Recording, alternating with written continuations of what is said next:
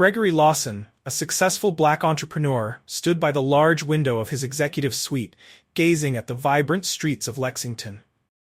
The view, a sprawling cityscape, was one he'd grown accustomed to over the years. But today, it carried a weight he couldn't shake. His life's work, a thriving chain of high-end boutiques known as Luxora, spanned from the buzzing streets of Atlanta to the glittering avenues of Santa Monica. It was a monument to his relentless ambition, resilience, and vision. As a black man navigating an industry dominated by others who didn't look like him, Gregory's climb to the top had been arduous. Born to hardworking parents in the neighborhood of Easton, he had known adversity from the start. Even as a child, he understood the weight of assumptions others placed on him, assumptions grounded solely in his appearance. Teachers told him to temper his dreams when he announced his desire to become a businessman. His classmates mocked his aspirations, convinced he'd never break free from the confines of his circumstances. But Gregory refused to let their doubts define him. With the steadfast support of his parents and an unrelenting drive, he carved his path. Years later, Gregory had become a powerhouse in the luxury retail world. Yet, even after building a multi-million-dollar empire, he wasn't immune to the subtle, insidious prejudice that followed him.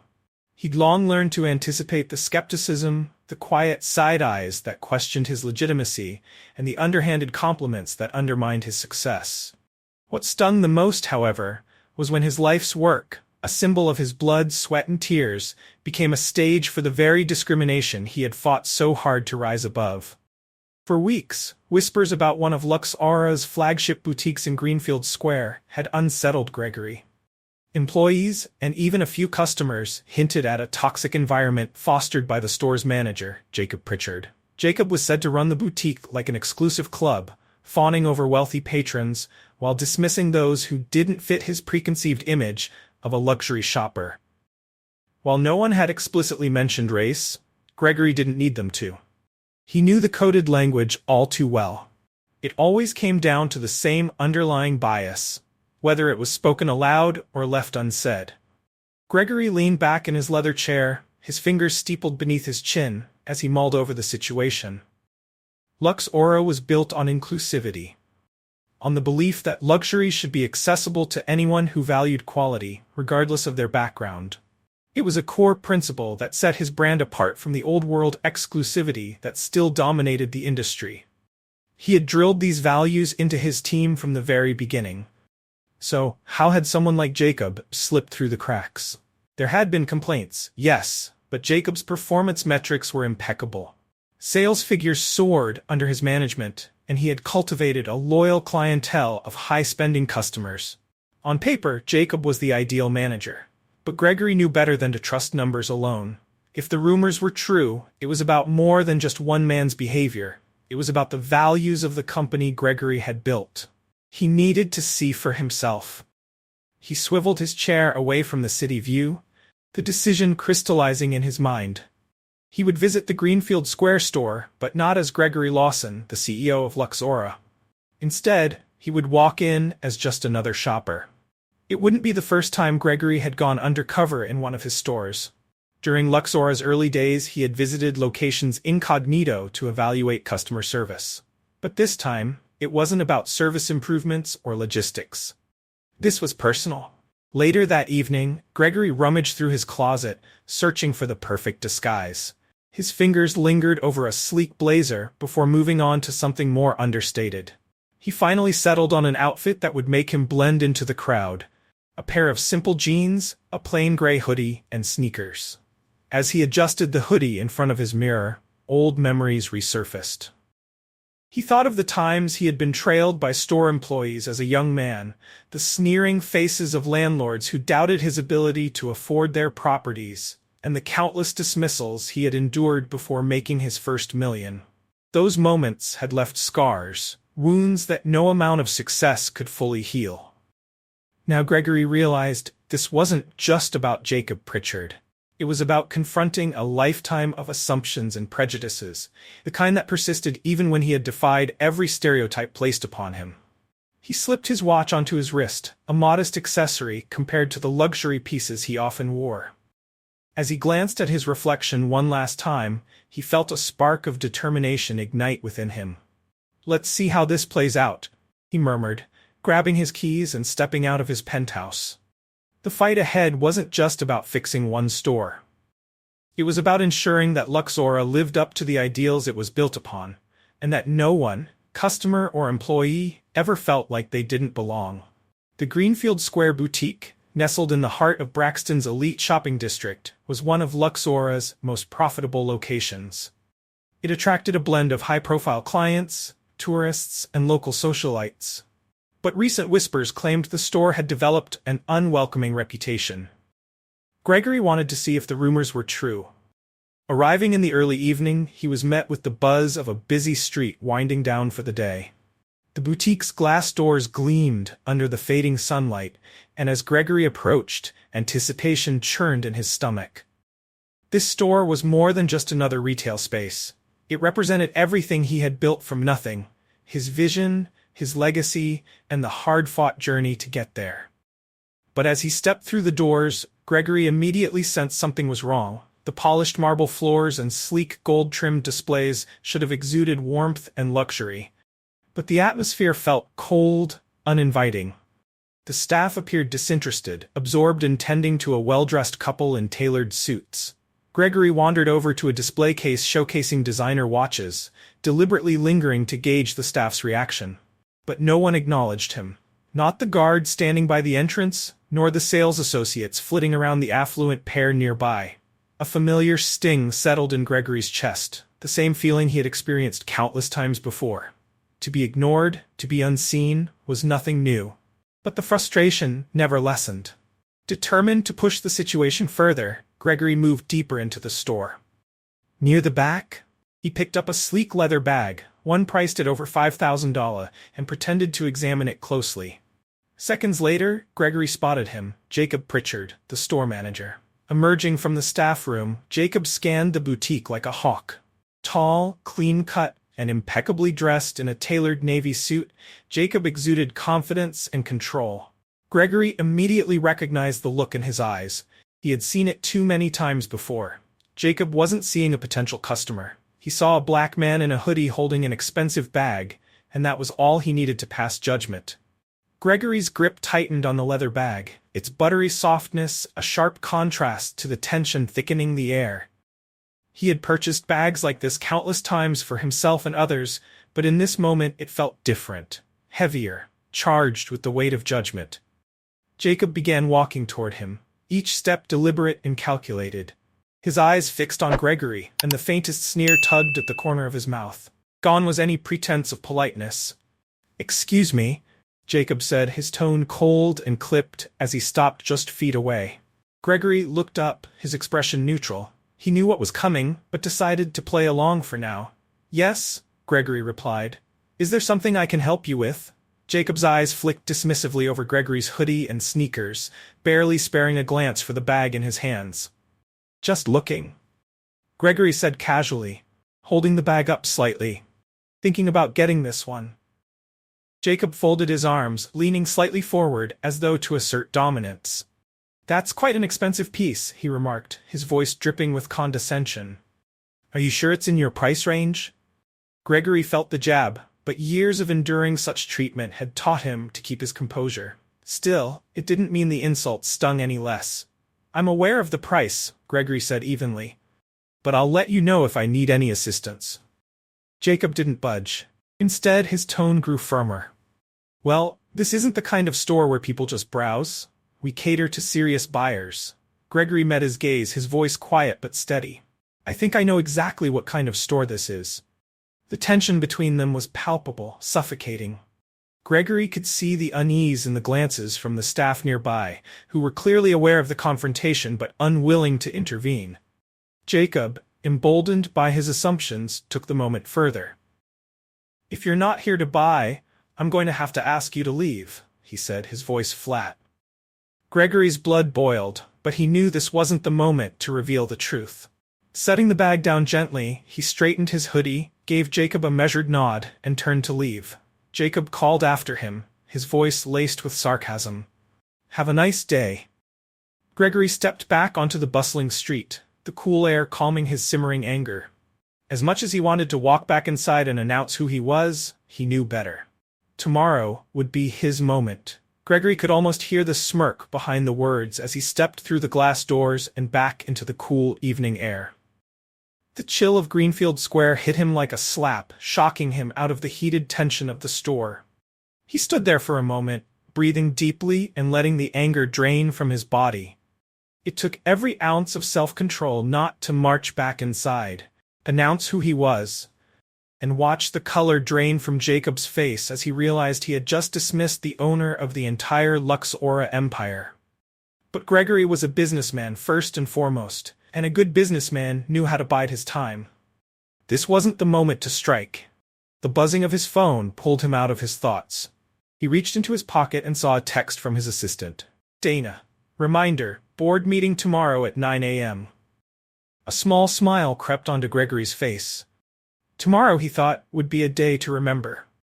That evening, as Gregory sat at his dinner table pushing food around his plate, the memory of Jacob's condescending smirk lingered in his mind. But this wasn't just about Jacob. It was about everything Jacob represented. The biases, the assumptions, and the quiet discrimination that still persisted, even against someone who had built a multi-million-dollar empire from nothing. The difference, Gregory thought, was that he had the power to change things. And tomorrow, he would start doing exactly that. The next morning, Gregory arrived at his corporate headquarters earlier than usual. He was dressed in one of his finest suits, a crisp charcoal ensemble that fit his tall frame like a glove.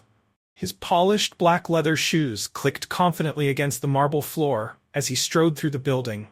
He didn't just feel powerful because of his attire. He felt powerful because of the statement he was about to make. This was his company, built from the ground up. No one, not Jacob Pritchard or anyone else, was going to undermine the values Gregory had instilled in it. Stepping into his office, Gregory greeted his assistant, Dana. Dana, let Jacob know I'll be visiting the Greenfield Square store this afternoon, he said. I want him and the entire staff ready for my arrival. Dana nodded, a knowing smile tugging at her lips. She didn't need to ask questions. She had worked with Gregory long enough to recognize when something significant was about to happen. By noon, the Greenfield Square boutique was buzzing with anticipation. The staff had been informed that Gregory Lawson, the elusive CEO of Luxora, was making a personal visit. Jacob, ever the perfectionist, had thrown himself into preparation. He barked orders at the team, ensuring that every display was spotless and every detail meticulously arranged. He wanted to make a good impression on the man who held his career in his hands. When Gregory finally arrived, the shift in atmosphere was unmistakable. The same staff who had ignored him the day before now stood at attention, their smiles wide and their voices eager. Jacob stood at the center of the activity, his tailored navy suit pristine, his demeanor exuding polished professionalism. But as Gregory walked through the boutique's doors in his tailored suit, something shifted. Jacob's confident smile faltered for a split second. His eyes scanned Gregory's face, a flicker of recognition crossing his features before he quickly masked it. To Jacob, this man in a suit wasn't the hoodie-clad customer he had dismissed yesterday. No, this was someone worthy of his respect, or so he thought. Mr. Lawson, Jacob said, his smile broadening as he stepped forward with an outstretched hand. Welcome to the Greenfield Square store. We've been expecting you. Gregory shook his hand firmly, the weight of the moment settling between them like a live wire. Jacob didn't recognize him yet, not fully. I've heard a lot about this location, Gregory said smoothly. His voice was calm, controlled. I wanted to see how things are running here. Jacob puffed out his chest, clearly eager to impress. We run a tight ship here, he replied. Our clients expect nothing but the best, and we make sure to deliver. I'm sure you do, Gregory replied, his sharp gaze sweeping the store. He noticed how attentive the staff were now, their eagerness a stark contrast to the indifference he'd experienced the previous day. But, Gregory continued, I had an interesting experience here yesterday. You see, I came in looking for a new bag. I didn't quite get the warm welcome I was expecting. Jacob's smile wavered. Oh, I'm so sorry to hear that, he said quickly. Perhaps there was a misunderstanding? No misunderstanding, Gregory said, his tone sharpening as he locked eyes with Jacob. You personally escorted me out of the store. The color drained from Jacob's face as realization dawned. His confident facade cracked as his eyes widened and he took a small step back. I didn't realize. Gregory let the silence hang between them for a moment, savoring the palpable shift in power. Now you do, he said quietly. Jacob's face was a portrait of horror. His once practiced composure crumbled as the weight of Gregory's words settled on him. Gregory had anticipated this moment, but as it unfolded, he felt no joy, no satisfaction, only the cold, sobering weight of reality. This wasn't about proving Jacob wrong or seeking revenge. It was about something far bigger than one man's prejudiced assumptions. It was about ensuring that Luxora remained a place where everyone was treated with dignity and respect, no matter who they were or what they looked like. That's exactly the point, Gregory interrupted, his tone steady but unyielding. You shouldn't have to know who someone is to treat them with basic respect. I came in here yesterday as any customer would. But instead of being welcomed, I was made to feel like I didn't belong. You assumed, based solely on how I looked, that I couldn't afford to shop here, and you didn't even try to hide it. Jacob's face turned beet red, a mix of shame and fear coloring his expression. His eyes darted nervously toward the staff, who were watching from the periphery, their curiosity poorly concealed. Gregory could see the panic creeping into Jacob's eyes as he realized just how precarious his position had become. I can explain, Jacob stammered again, his hands trembling slightly. It was a misunderstanding. We've had issues with people coming in just to browse, and sometimes we have to be more selective with our attention.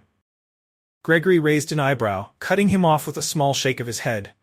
Selective with your attention, he repeated, the words hanging heavy in the air. That's an interesting way to put it. Let me tell you something, Jacob. I built this company from nothing.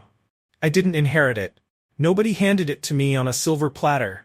Every piece of this empire I earned through hard work, persistence, and a belief that luxury should be for anyone who values quality and is willing to invest in it, not just for some so-called elite. Jacob swallowed hard, his gaze flicking toward the staff again as if hoping for an intervention that wasn't coming. Gregory could see the gears turning in Jacob's head as he tried to cobble together a response that might save him. Mr. Lawson, Jacob said finally, his voice shaky, I understand. I made a mistake. I didn't recognize you, and I was wrong to treat you that way. Please, just give me a chance to make it right. Gregory exhaled deeply, letting the silence stretch between them. The weight of Jacob's apology felt hollow, more an attempt to salvage his position than a genuine acknowledgement of his wrongdoing. He could have fired Jacob on the spot, walked away and left him to grapple with the consequences of his actions. But Gregory wasn't here to mete out punishment for punishment's sake. He was here to ensure the lesson stuck, not just for Jacob, but for everyone watching. Here's what's going to happen, Gregory said, his voice measured and firm. I'm not going to fire you, Jacob. That would be too easy. You'd leave here without learning a thing, and the next place you work, you'd probably repeat the same mistakes. Jacob's eyes widened, a flicker of hope breaking through his panic, as though he might be spared. No, Gregory continued, his tone lowering but hardening. You're going to stay. You're going to work here until the end of the month. During that time, you're going to personally greet every single customer who walks through that door. And you're going to treat each one of them with the same level of respect and service that you'd give your wealthiest, most high-profile clients. You'll do it with a smile on your face, no matter who they are or what they look like. Jacob blinked, clearly caught off guard. But Gregory raised a hand, cutting him off again. You're going to learn what it means to serve every customer with respect. If you can't do that, you're gone. And I'll make sure no one in this industry hires you again. I'll personally see to it. Jacob opened his mouth as if to respond, then closed it again, his expression vacillating between disbelief and resignation. His hands shook as he nodded slowly, the full weight of Gregory's words settling heavily on his shoulders. I understand, Jacob said finally, his voice barely above a whisper. I'll do whatever it takes. Gregory nodded once, his gaze still fixed firmly on Jacob. Good. Now, if you'll excuse me, I have other matters to attend to. With that, Gregory turned and walked toward the back of the store, where his regional manager, Stephanie Reed, stood waiting. Stephanie, a sharp and capable leader who had been with Gregory since the early days of Lux Aura, watched the entire exchange with her arms crossed, a small, approving smile tugging at her lips. "Nicely done," she said as Gregory approached. Gregory sighed, shaking his head. "It's not about being nicely done, it's exhausting. This isn't the first time I've dealt with something like this, and it won't be the last." Stephanie's expression softened. "You're right. But what you did just now, that's leadership. It's not just about correcting Jacob, it's about showing your staff and your customers what this company stands for." Gregory glanced around the store, noticing the staff still buzzing with nervous energy, their eyes occasionally darting in his direction. He knew this moment would ripple throughout the company. "We need to do more," Gregory said firmly. "This can't just be a one-off moment. I want a company-wide diversity and inclusion training program implemented immediately. Every manager, every employee, everyone needs to understand how we treat people, no exceptions." Stephanie smiled. "I've been waiting for you to say that. I'll start working on it right away." Gregory nodded. "And keep an eye on Jacob. If he slips up, even once, he's gone." Stephanie chuckled. "After today, I don't think he'll risk it." Gregory allowed himself a faint smile, but the weight of the day still lingered. He had taken a step toward making things right, but he knew the battle against prejudice wasn't over. Not for him. Not for anyone. For years, Gregory had poured every ounce of his energy into proving himself in an industry that hadn't expected him to succeed. Yet no amount of success, no number of accolades, seemed to fully shield him from the ugliness of prejudice. As he stepped out of the boutique, the late afternoon sun bathed the bustling streets of Braxton in a warm glow. Long shadows stretched across the pavement as people passed by, unaware of the confrontation that had just unfolded inside. To them, Gregory was just another man in a suit. But for Gregory, this day was more than just another stop on his busy schedule. It was a stark reminder that the fight for respect and equality was far from over. That evening, Gregory returned to his penthouse. The events of the day replayed in his mind as he poured himself a glass of whiskey and settled by the window. The city lights twinkled below, casting a soft glow over the room, but even as he savored the quiet moment, a lingering restlessness remained. He had taken a crucial step in setting things right, yet the nagging feeling persisted. There was still so much more to be done. His phone buzzed, pulling him from his thoughts. It was a message from Stephanie. "Training program outline is in progress. We'll get this done." Gregory smiled faintly as he set his phone aside. This wasn't just about Jacob or the events of the past 2 days. It was about ensuring that no one else in his company ever felt the way he had felt before, dismissed, judged, or unseen. He had the power to create change, and he was determined to use it. The following day, word of the incident spread like wildfire across Luxora. Jacob, now visibly humbled, took his place at the front of the Greenfield Square store, greeting customers with a nervous but earnest smile. Employees throughout the company had heard whispers of what had happened, and respect for Gregory deepened. The message was clear. This was a company that valued and respected everyone, regardless of who they were. In the weeks that followed, Gregory personally oversaw the rollout of the Diversity and Inclusion Training Program across all Luxora locations. He attended several sessions himself, making sure his managers understood the importance of the initiative. This wasn't going to be a mere corporate checkbox. It needed to be woven into the fabric of the company's culture. The impact was immediate. Employees who had once felt marginalized began to speak up, sharing their experiences and feeling heard for the first time. The training sessions opened the door to difficult but necessary conversations about race, privilege, and unconscious bias. Gregory could feel the shift in the air. It wasn't just about policies or lectures. It was about changing hearts and minds, one interaction at a time. But even with all the progress, Gregory knew the journey was far from over. The fight for equality and respect couldn't be solved overnight or with a single program. Yet, for the first time in a while, Gregory felt a renewed sense of purpose. He had built Luxora to reflect his vision of excellence, and now it was becoming something even more, a beacon of inclusivity, respect, and dignity for all. Weeks later, Gregory returned to the Greenfield Square boutique. This time, there was no grand entrance, no formal announcement, and no disguise. He walked through the doors, dressed simply in jeans and a t-shirt, just as he had during his undercover visit. But this time, the atmosphere was different. The staff greeted him warmly with genuine smiles. They didn't immediately recognize him, but that didn't matter. He was treated with the respect and courtesy that every customer deserved. Gregory wandered through the displays, taking his time to observe. The tension that had previously hung over the store was gone, replaced by a palpable sense of professionalism and attentiveness. When he reached the watch section, a young sales associate approached him with a polite and professional demeanor. "Good afternoon, sir," she said with a welcoming smile. "Can I help you find anything?" Gregory returned her smile and shook his head. "Just browsing, thank you." As he continued through the store, he noticed Jacob Pritchard standing near the back, overseeing the team.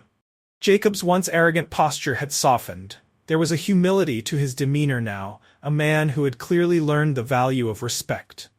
Jacob spotted Gregory, and for a brief moment his face flushed with recognition. But instead of panicking or trying to overcompensate, Jacob simply nodded respectfully. His expression carried quiet acknowledgement, a sign that he understood the gravity of their previous encounter. Gregory returned the nod before turning his attention back to the displays. The change he had fought for had taken root. While the memory of what had happened still lingered, Gregory felt a sense of accomplishment.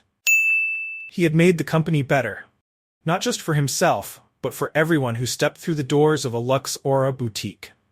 As he stepped back onto the bustling streets of Braxton, the late afternoon sun warmed his face. The noise of the city surrounded him, but he felt an unusual sense of peace. Gregory had built his empire to be a symbol of quality and excellence. Now, it had grown into something even greater, a beacon of respect, dignity, and inclusion for all. If this story moved you, the next one on the screen is sure to inspire you even more. Don't forget to subscribe, leave a like, and click the notification bell. Thank you for watching, and see you in the next story.